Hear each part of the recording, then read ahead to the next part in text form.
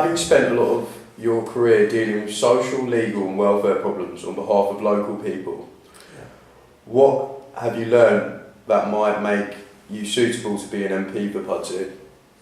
Well, I think the job of an MP, I sum it up like this. I think the first challenge an MP's got is to listen and understand what the community that they're elected to represent really needs. And I think, far too often, and particularly with the local MP that we've got at the moment, I don't think he does listen. Because I think if you look at some of the policies that have been pursued at Westminster and his voting record, what we've seen is that he's supported things that are not right for this community. So my career, what it's taught me is that when you represent people, it's really important to listen and to understand what they need and what they want. And then you're their advocate, you're their spokesperson. If you were to get into the seat for this constituency, apart from that, what else could you do for the younger generation?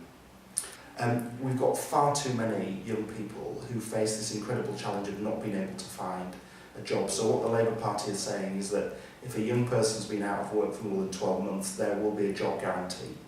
So anybody between the ages of 16 and 24 who's been out of work for 12 months will be provided with a job. We're also going to increase the number of apprenticeships by 100,000. And any company that's bidding for a government contract will have to provide apprenticeships. So on the HS2 project, for example, the Labour Party have estimated that we'd be able to provide 33,000 apprenticeships just through that project alone. And lastly, can you list some benefits your constituents might see by having you, a Labour MP, in the seat rather than the current Conservative MP, Stuart Andrew? Well, the first thing they'll get is they'll get somebody who's local. I've lived in this constituency all my life. And I think that's important because, as I said earlier, there is a pressure on members of Parliament when they go down to Westminster to vote in accordance with their party line and their whip. And I think the consequence of that is that MPs don't always do what's in the best interests of their local community.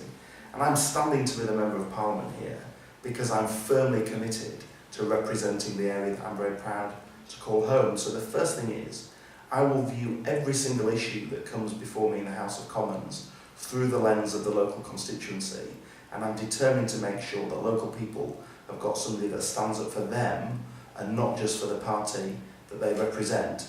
In terms of the difference between having a Labour MP and a Conservative MP, I think what we've seen over the last few years is a Member of Parliament who's voted with his party over 98% of the times. He's voted for a tax cut for millionaires while VAT has gone up for the rest of us. He's voted for the top-down reorganisation and starvation of funds in the NHS. He's voted for the free schools programme. So all of those things are issues that I disagree with and I would do differently if I were a Member of Parliament.